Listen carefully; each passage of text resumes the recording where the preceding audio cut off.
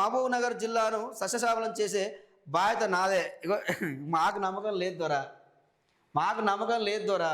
Irrigation ప్రాజెక్టులు కడతామని, రైతులకు నీళ్ళు అందిస్తామని మాకు నమ్మకం లేదు. ఎందుకని నువ్వే మాట్లాడినావు కదా ప్రెస్ మీట్లా, కోసి కోసి రక్తం చల్లితే పంటలు పండుతాయి అన్నావు. ఇక నువ్వు నీళ్ళు ఇస్తామని నమ్మకం ఉందా? రైతులకు ఎవ్వరు కూడా నమ్మకం లేదు. మౌలిక వసతులు లేకనే ప్రభుత్వ బడుల్లో తగ్గుతున్న విద్యార్థులు. సో మరి ముఖ్యమంత్రి రేవంత్ రెడ్డి ఈ మాట బాగానే చెప్పినావు, మరి ఈ వసతులు ఎవరు కల్పించాలి? ప్రభుత్వమే కల్పించాలి కదా.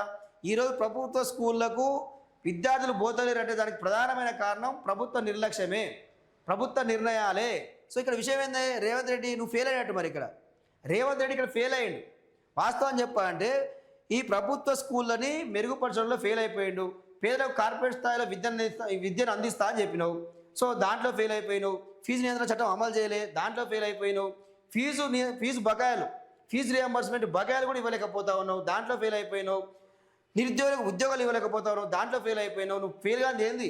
రైతు బంధు అయినా సరే, మహిళలకు 2500 అయినా సరే, వృద్ధులకు పెన్షన్లు అయినా సరే, ఏ చూసుకొని నువ్వు ఫెయిల్ అయిపోయావు రేవంత్ రెడ్డి. ఫెయిల్డ్ ముఖ్యమంత్రి, ఫెయిల్ అయిన ముఖ్యమంత్రి రేవంత్ రెడ్డి. ఏ స్కీమ్ కూడా చక్కగా అమలు చేయలే, ఏది అమలు చేయలే, అన్నీ అరకొర అన్ని మాయమాలు చెప్పుడు ఇది చెప్పుడు తప్ప ఏం లేదు రేవంత్ రెడ్డి.